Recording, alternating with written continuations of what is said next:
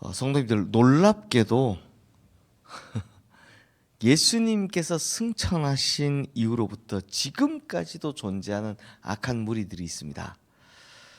누구냐? 바로 이단 사이비입니다. 근데 사실은요, 예수님께서 승천하신 이후뿐만이 아니라 인간의 역사와 괴를 같이 하는 것이 이단과 사이비입니다. 놀라운 일이죠. 그런데 특별히 왜 예수님의 승천 이후를 주로 이야기를 하느냐? 이단 사이비들 가운데서 가장 악한 것이 바로 시한부 종말론자들이기 때문입니다. 요즘은 이 시한부 종말론자가 얼마나 참 판을 치는지 유튜브로도 이단 사이비가 출연을 하더라고요. 그래서 얼마 전에 제가 뉴스를 봤는데, 저 처음 보는 인간인데 얘가 교주랍니다. 그런데 뉴스에 나왔는데 보니까 유튜브에서 자기가 시한부 종말론을 하면서 이제 돈도 필요 없다, 집도 필요 없다, 뭐 곧 뭐 온다 막 이러면서 막 그래가지고 헌금을 엄청나게 받았는데 알고 보니까 자기는 90평대 펜트하우스에 살고 세 자녀 모두 비싼 국제학교에 보냈다, 뭐 이렇게 뜨더라고요. 그래서 제가 이게 참 보면서 그걸 저 어떻게 속지 이런 생각도 들면서도 안타깝기도 하고, 야 이제 진짜 시대가 발전하니까 유튜브로도 교주가 나오는구나. 멀쩡하게 생겼더라고요. 특히 이 시한부 종말론자들은 기성교회가 요한계시록을 잘 가르치지 않는다라는 것에 착안해서 요한계시록을 집중적으로 파고들었습니다. 근데 요한계시록이라는 것은요, 첫 번째는 성경의 전체 맥락 안에서 파악을 해야 되고, 두 번째는 유대의 묵시문학에서 파악을 해야 됩니다. 한국 사람들이 하기 어려우니까 잘 하기가 어려운 겁니다. 그런데 그냥 자기 입맛대로 짜깁기를 해서 이야기하면서 사람들을 미혹하는 겁니다. 이를테면 요한계시록에 나오는 숫자, 유명한 숫자가 있죠. 14만 4천 이라는 숫자가 있습니다. 이걸 문자 그대로 해석합니다. 그러니까 자꾸 14만 4천 모으자 지금 넘었는데도 못 올라가고 있습니다. 저 어떻게 하면 좋습니까? 근데 이걸 유대 묵시문학의 전통에서 해석하지를 않는 겁니다. 그래서 종말에 구원받을 자가 아직도 14만 4천밖에 없다고 이야기를 하면서 이 불안 심리를 자극하는 겁니다. 야, 당신은 14만 4천 안에 들어와야 된다, 뭐 이렇게 이야기하는 겁니다. 그런데요, 성도님들, 성경만 조금만 자세히 읽어봐도 12지파에 12,000명씩입니다. 그럼 12 곱하기 10이니까 12,000명이니까 14만 4천이라는 숫자가 나오기죠. 그러면 이 말은 우리 같은 이방인이 여기에 속하는 게 아니고요, 대상은 유대인들이고요. 요거 성경만 그 부분만 읽어봐도 알 수 있는 겁니다. 그 다음에 묵시문학의 전통에서 보면 10이라는 숫자가 완전수니까 하나님께서 자기 백성들을 다 구원하시겠다 이런 뜻입니다. 이런 뜻 아닙니까? 근데 14만 4천 명만 구원한다 하고 이게 얼마나 다른 이야기입니까? 하나님께서 자기 백성들을 다 구원하시겠다 하고. 그리고 이 요한계시록 14장 3절에 보면 이 14만 4천 명은 자기들만 아는 노래를 배운다라고 하는데, 요거 우리 식으로 표현하면, 다시 말하면 이 유대인들은 바로 천국 가면 구별된 선가대 같은 거다라는 겁니다. 아니 그럼 우리는 어디 있습니까? 하면요, 그 아래 요한계시록 14장 6절 말씀에 보면 모든 민족과 방언과 백성 가운데 영원할 복음을 가진 사람들, 우린 여기에 속하는 겁니다. 그러니까 신천지가 아무리 14만 4천 명만 천국 간다라고 뭐 이야기를 해도, 죽었다 깨어나도 이 사람들은 14만 4천에 속한 사람들은 아닙니다. 이 사람들은 어디에 속했다고요? 모든 민족과 백성들, 방언들 가운데 영원히 복음을 가진 자인데, 신천지는 이단이니까 탈락이네. 14만 4천은 하나님께서 자기 백성들을 다 구원하시겠다라는 유대 묵시문학의 전통에서 나온 말입니다. 그러니까 이게 얼마나 웃긴 해석입니까? 다 구원하시겠다라고 하나님 이야기하셨는데 14만 4천 명만 간다. 제가 그래서 이제 나중에 이거 대회 때 설교 한번 하려고요. 그래서 저는요, 가끔은 이런 게 참 위험하다라는 생각이 듭니다. 그 중에서도 우리 교회는 이제 전통적으로 평신도들이 성경 공부를 할 수 없게 돼 있으니까. 근데 저 또한 이게 상당히 위험하다고 생각합니다. 왜냐하면 이게 저 역시도 요한계시록을 잘 안 다루는 이유는, 제가 유대 묵시문학을 전문적으로 공부한 게 아니기 때문에 따로 시간을 잡고 공부를 해야 되기 때문입니다. 근데 책 몇 권 읽은 사람이 세상이 제일 무섭다고, 그 책 몇 권 읽고 이렇게 이야기하면 그 큰일 난다는 겁니다. 시한부 종말론자들이 바로 이런 케이스인데요. 제가 이 사람들이 가장 악한 일이 뭐냐? 성경을 짜집게 하기 때문에 성경을 정면으로 위배한다라는 겁니다. 자, 보십시오. 예수님께서는 분명히 뭐라고 하셨습니까? 종말의 때를 안다고 하셨습니까? 모른다고 하셨습니까? 하나님 외에 아무도 모른다고 하셨습니다. 몇 번이나 말씀하셨습니다. 하늘에 계신 하나님 아버지 외에는 심지어 자신도 모른다라고 이야기하셨습니다. 여러 번요. 그럼에도 불구하고 예수님께서 재림하시는, 자기가 예수님이라고 하면서 예수님께서 재림하시는 연, 월, 시를 정확하게 알고 있다라고 가르칩니다. 이게 얼마나 웃깁니까? 성도님들, 우리나라도 제가 어릴 때 다미선교회에 있었는데 기억하십니까? 다가올 미래를 준비하라. 92년 10월 며칠이었는데, 예, 그 기억하시죠? 그날 아무도 안 오셨습니다. 이게 한국에만 있는 게 아닙니다. 미국에 가면 몰몬교 같은 경우는 2번이나 연속으로 틀리고는 예수님께서 미루셨다 했다가 지금은 이제 발표도 안 하고 있습니다. 맨날 시한부 종말론자들이 모여서 만든 이단이 시한부를 발표 안 하고 있습니다. 2번 틀려가지고. 예, 그래서 교주 쫓겨나고 바뀌고 막 이러면서 2번 틀리고 교주가 바뀌었습니다. 그리고 그 다음부터 이거 모르겠다 좀 이런 식으로 나오고 있습니다. 이게 안 된다는 거죠. 왜? 이게 안 된다는 겁니다. 그런데 이게 왜 먹히는지 아십니까? 단지 종말이라는 말에 불안함을 느낀 사람 때문에 이게 이단 사이비 집단으로 모여드는 겁니다. 이건 옛날부터 그랬습니다.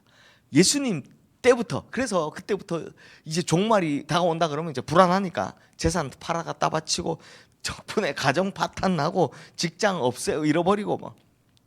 근데 성도님 잘 생각해 보십시오. 종말이란 말에 이렇게 극하게 반응하는 사람들이 왜 그런지 아십니까? 이 사람들이 왜 그런지 아십니까? 역사적으로 보면 다 똑같습니다. 이 사람들이 왜 그러냐? 구원에 자신이 없어서입니다. 구원에 자신이 없어서입니다. 자, 언제든지 구원받을 것에 자신 있는 사람이라면 종말에 불안함을 느낍니까? 안 느낍니까? 안 느낍니다. 그런데 불안한데 요걸 이단과 사이비 교주들이 오기에 갖다가 딱 자극하는 겁니다. 그러니까 절대 속으시면 안 된다는 겁니다. 근데 성도님들, 그나마 오늘날에는 사람들의 지적 수준이 높아서 덜 속는 편이지라고 제가 원고에 썼는데 유튜브에 그 당하는 거 보고 제가 기가 차더라고요.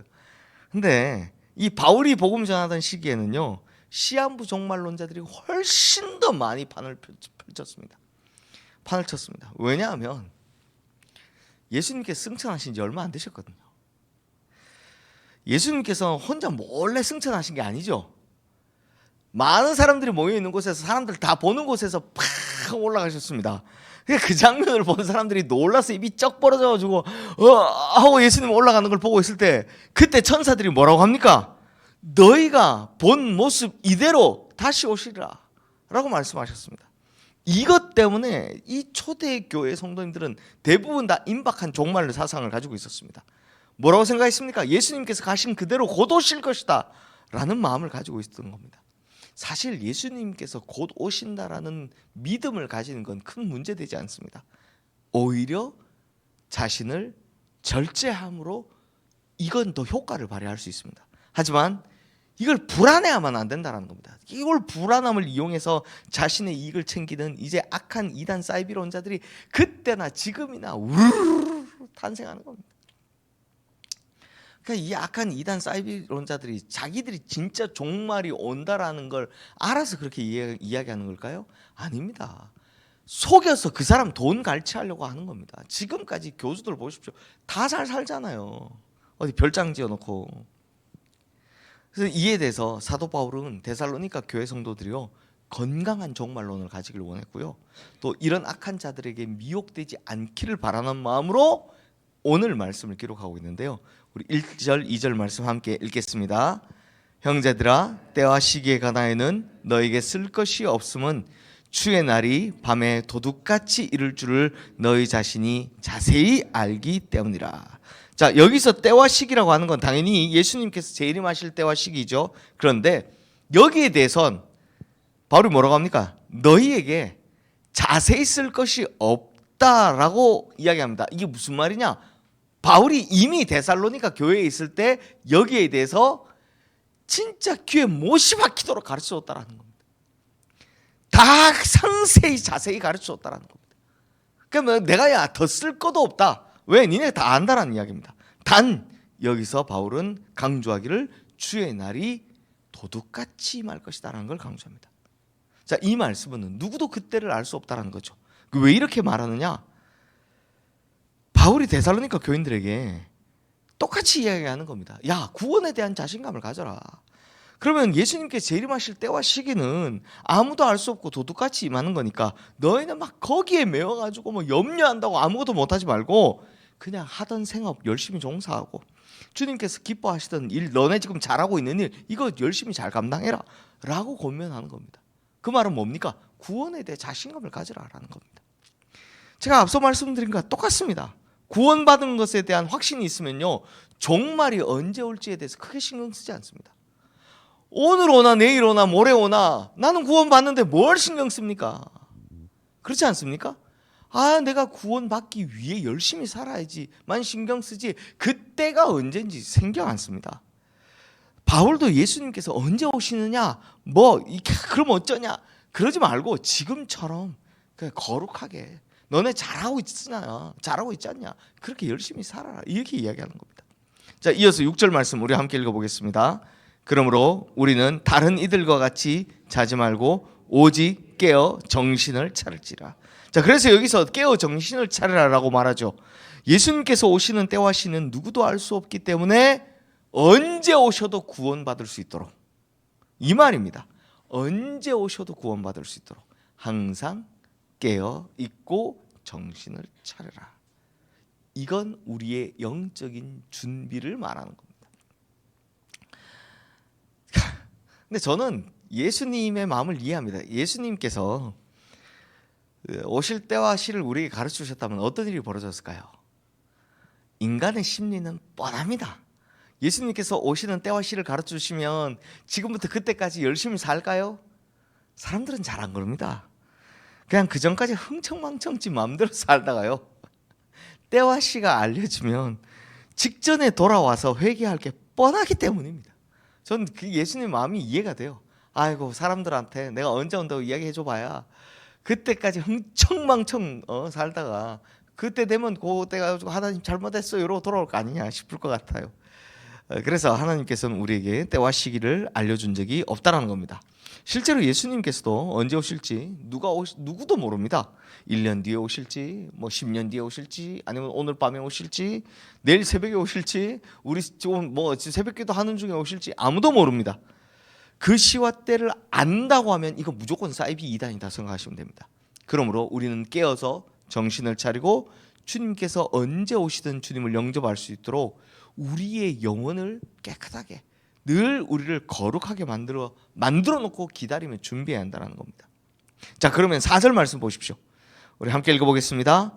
형제들아, 너희는 어둠에 있지 아니하며 그날이 도둑같이 너희에게 임하지 못하리니.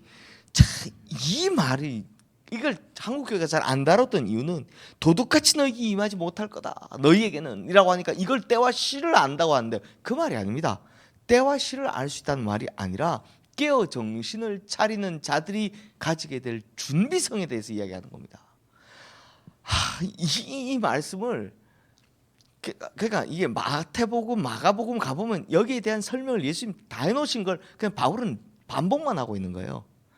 그러니까 깨어 정신을 차린 자들에겐 결국은 무슨 뜻입니까? 언제든 종말이 임해도 상관없다라는 이야기입니다. 자, 마지막으로 바울은 깨어 정신을 차리는 것이 어떤 의미인지를 자세히 설명하는데요. 우리 11절부터 13절 말씀 함께 읽겠습니다.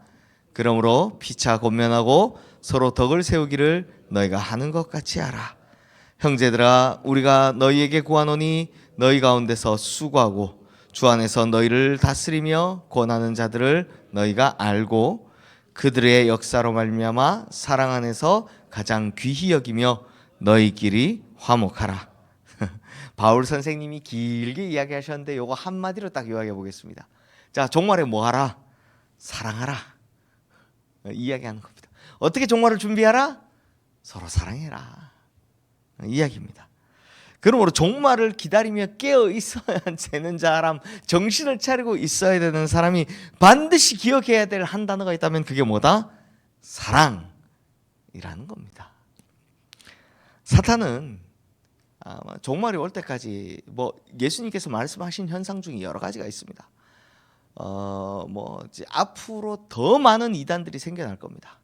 그러니까 이단이 없어지라고 기도해봐야 소용없습니다. 왜? 예수님이 이야기하셨거든요. 예수님께서 여기도 예수 저기도 예수 무조건 많이 나타날 거라고 이야기해서 그게 종말의 때가 가까워온다는 징표니까 대신 뭘 기도해라고 합니까? 사람들이 거기에 현혹되지 않기를 기도해야 되는 겁니다. 자, 마찬가지로 사단은 우리를 계속해서 현혹시킬 겁니다.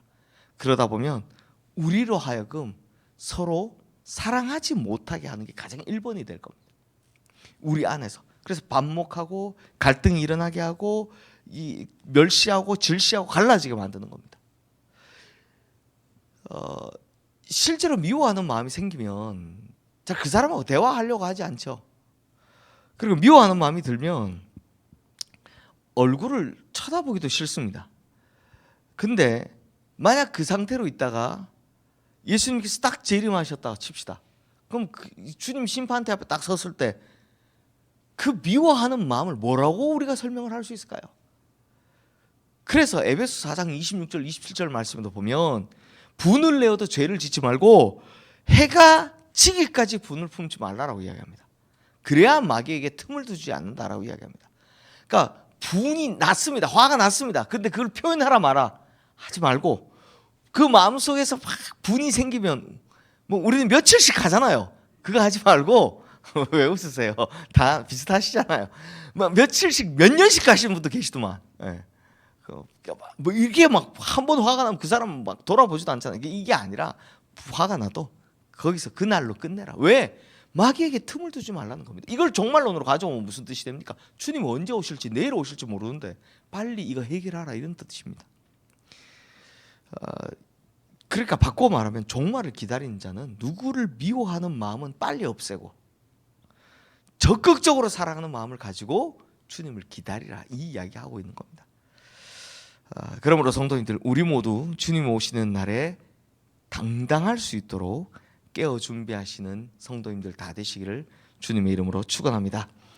특히 미움은 빨리 없애고 사랑은 항상 가지시고 뭐가 중요하다고요? 자신감 있으려면 준비성이 중요합니다.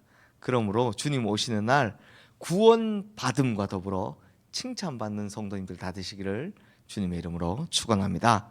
이 시간 오늘 주신 말씀 기억하며 우리 함께 기도하겠습니다.